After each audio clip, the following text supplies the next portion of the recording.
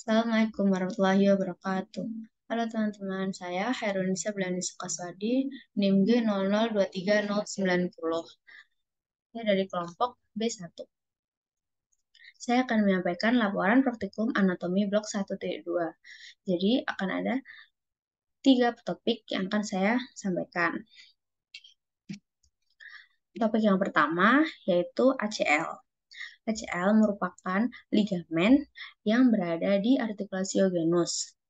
Tepatnya di antara artikulatio femorotibialis dan artikulatio femoropatellaris.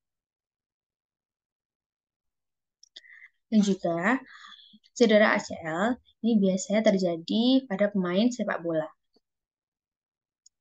Nah, ada 4 osa yang menyusun artikulatiogenus. Yang pertama itu osa femur, osa patella, osa fibula, dan osa tibia.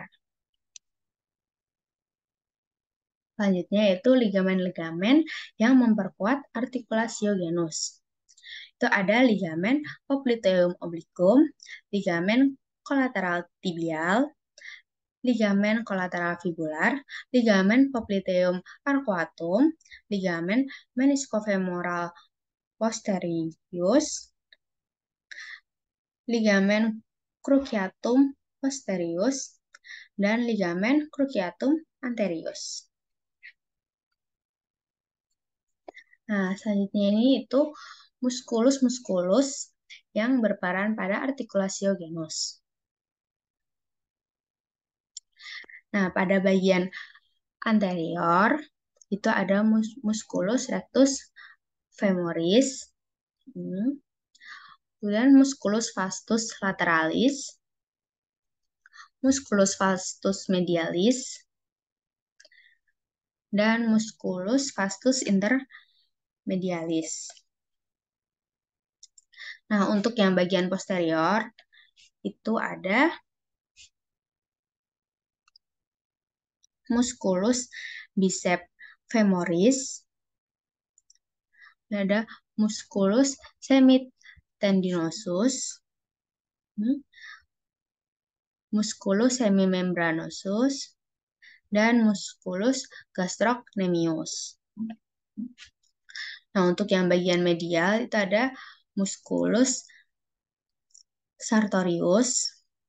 Nah, untuk yang bagian lateralnya itu ada musculus tensor fasciae latae.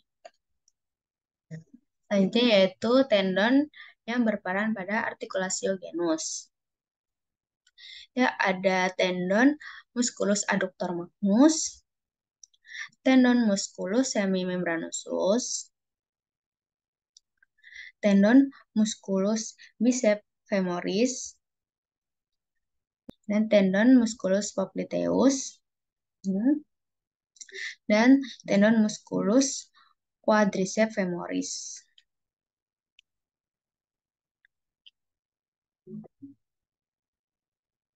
Selanjutnya itu bursa yang ada di artikulatiogenus.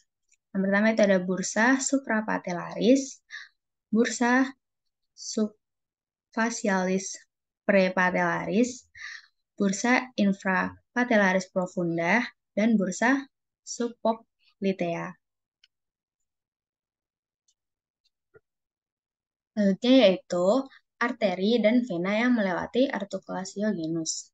Yang pertama yaitu arteri yang melewati. Nah, pada artikulatiogenus ini dilewati oleh arteri popliteal. Nah, arteri ini itu merupakan terusan dari arteri femoralis.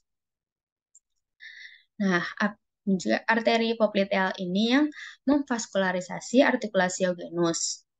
Arteri ini melewati sisi posterior dari genus, yaitu melewati facies popliteal dan fossa intercondylaris. Selanjutnya yaitu vena yang melewati artikulatiogenus, yaitu merupakan vena poplitea di profunda, dan juga vena sapena magna dan vena sapena parva di superficial. Nah, vena sapena magna dan vena sapena parva ini berfungsi mengangkut darah dari kulit dan jaringan lunak di sekitar lutut dan kaki. Kemudian untuk yang vena poplitea ini berfungsi dalam mengalirkan darah dari otot-otot di daerah lutut. Topik yang kedua yaitu plexus brachialis. Plexus brachialis merupakan jaringan syaraf yang terletak di daerah neck dan shoulder. Plexus brachialis ini terbentuk oleh serangkaian akar syaraf spinal dari upper cervical spine yaitu C5 sampai T1. Akar-akar syaraf ini bersatu dan membentuk serabut syaraf yang mengatur pergerakan dan sensasi pada brasium dan sebagian toraks. Fungsi utama plexus brachialis itu mengirimkan sinyal syaraf motorik dan sensorik antara kranial dan ekstremitas superior seperti arm, shoulder, dan hand. Melalui serabut syarafnya, plexus brachialis ini tuh mengontrol gerakan muskulus serta mengatur sensasi perabaan dan rasa di daerah yang dilayani oleh plexus brachialis. Nah, plexus brachialis ini dibagi beberapa bagian. Untuk yang pertama yaitu bagian pertama itu ramus. Nah, plexus brachialis ini tersusun atas ramus-ramus anterior C5 sampai C8 dan T1. Dari ramus C5 ini itu terdapat cabang itu yang disebut nervus dorsal scapular. Dan dari C5, C6, dan C7 ini juga ada percabangan yang disebut nervus thoracic longus. Nah, ramus ini akan bersatu dan membentuk 3 trunkus. Itu ada trunkus superior, trunkus medial, dan trunkus inferior. Nah, trunkus superior ini merupakan penyatuan dari ramus C5 dan juga C6. Kemudian trunkus medial ini tuh merupakan perpanjangan dari ramus C7. Dan trunkus inferior ini merupakan persatuan dari ramus C8 dan juga T1. Nah, dari trunkus superior ini juga terdapat percabangan yaitu nervus supracapularis dan juga nervus subclavius. Nah, selanjutnya yaitu ada divisi. Nah, ini setiap trunkus ini akan terbagi menjadi 2 divisi, yaitu divisi anterior dan divisi posterior. Divisi anterior dari ketiga trunkus ini itu menyuplai persyarafan ekstremitas superior kompartemen anterior. Dan untuk yang divisi posterior ini tuh mensuplai persyarafan ekstremitas superior kompartemen posterior. Nah, selanjutnya itu divisi-divisi ini akan membentuk 3 korda plexus brachialis, yaitu ada korda lateralis, korda medialis, dan korda posterior.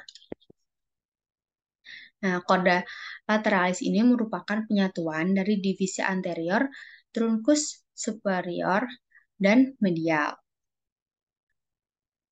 Di sini juga ada percabangan yaitu nervus pectoralis lateral. Nah, selanjutnya itu korda posterior. Korda posterior itu merupakan penyatuan dari ketiga trunkus. Di sini juga terdapat beberapa percabangan yaitu nervus subscapularis superior et inferior dan nervus thoracodorsal. Selanjutnya itu korda medial.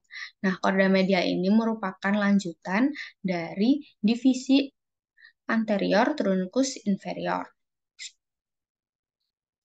Nah, di sini juga ada percabangan, yaitu percabangan dari yang percabangan itu disebut dari nervus pectoralis medial, nervus cutaneus brachialis medial, nervus cutaneus antebrachialis medial.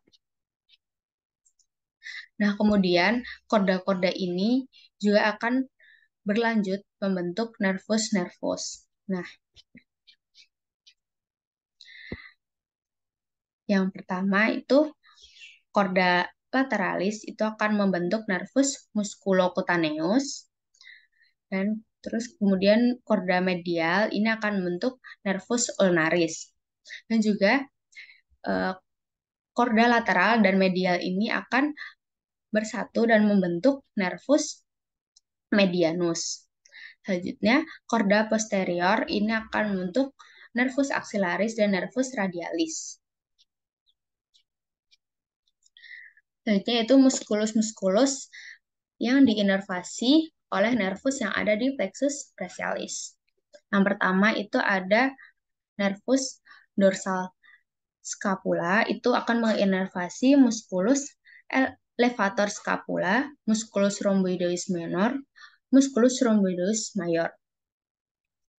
Untuk nervus thoracicus itu longus itu akan menginervasi musculus serratus anterior, dan nervus subclavius akan menginervasi musculus subclavius. Dan nervus suprascapularis ini akan menginervasi musculus supraspinatus dan musculus infraspinatus. Dan nervus subscapularis ini akan menginervasi musculus subscapularis. Nervus pectoralis lateral dan nervus pectoralis medialis akan menginervasi musculus pectoralis major dan musculus pectoralis minor. Kemudian nervus thoraco-dorsalis ini akan menginervasi musculus latissimus dorsi dan musculus teres major. Nervus axillaris ini akan menginervasi musculus deltoideus dan musculus teres minor.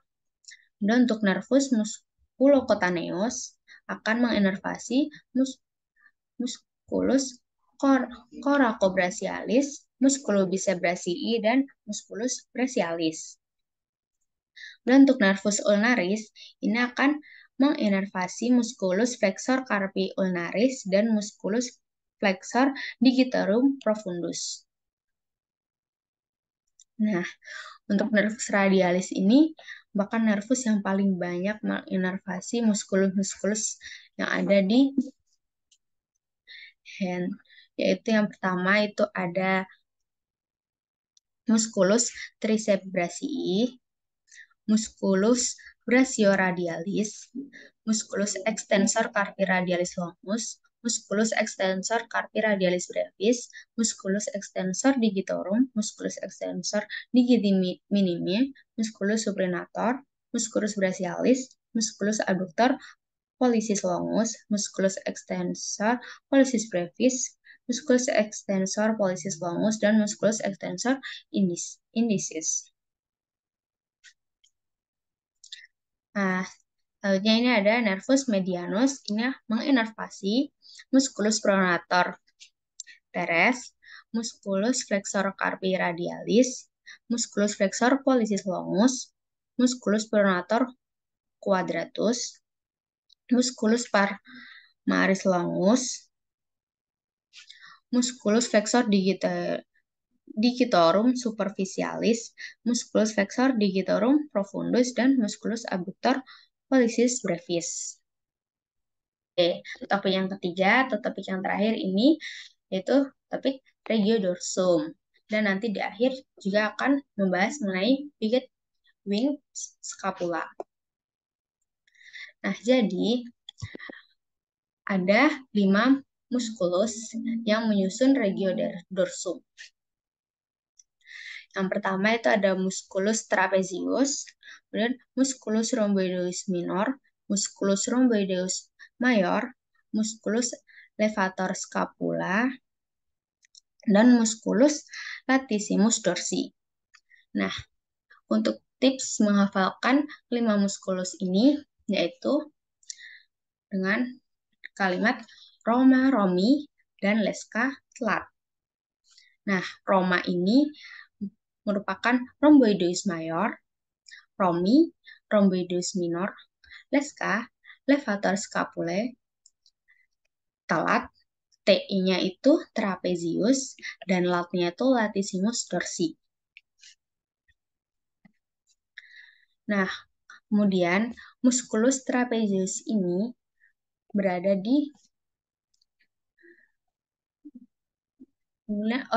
aurigo protuberantia occipitalis externa, linea nusae, processus spinosus vertebrae C7 sampai T12. Nah, untuk insersionya itu berada di sepertiga lateral clavicula, acromion, spina scapula. Inervasi dan musculus ini diinervasi oleh nervus accessorius. Nah, kemudian musculus latissimus dorsi ini berada di aurigo processus spinosus vertebrae T7 sampai L5 di crista iliaca 3 costae terakhir dan juga crista iliaca 3 costae terakhir.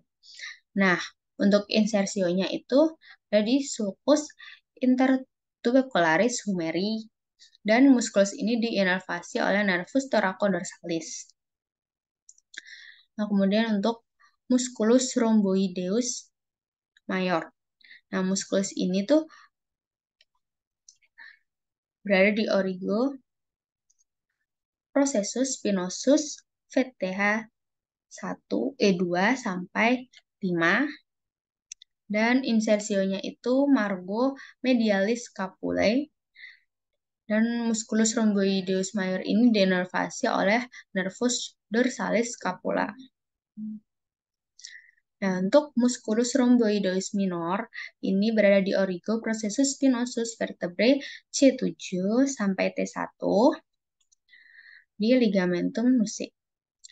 Kemudian sama di ligamentum nusae. Kemudian untuk insersionya itu dari margo medialis scapulae. Dan musculus ini diinervasi oleh nervus dorsalis scapula. Kemudian untuk musculus levator scapula itu berada di aurigo processus transversus VC 1 sampai 4. Insersionya itu margo medialis di superiornya dari spina scapula. Kemudian musculus ini diinervasi oleh nervus dorsalis scapula. Oke, selanjutnya kita akan bahas mengenai wing scapula. Istilah wing scapula mengacu pada os scapula yang menonjol keluar seperti sayap. Wing scapula adalah kondisi langka yang dapat menyebabkan terbatasnya aktivitas fungsional pada ekstremitas superior. Wing scapula dapat terjadi karena adanya disfungsi pada muskulus yang menempel pada os scapula atau pada syaraf yang menyuplai muskulus tersebut. Hal ini dapat disebabkan karena proses traumatik, iatrogenik, dan idiopatik yang mengakibatkan cedera saraf dan kelumpuhan muskulus serratus anterior, muskulus trapezius, atau muskulus rhomboid. Nah,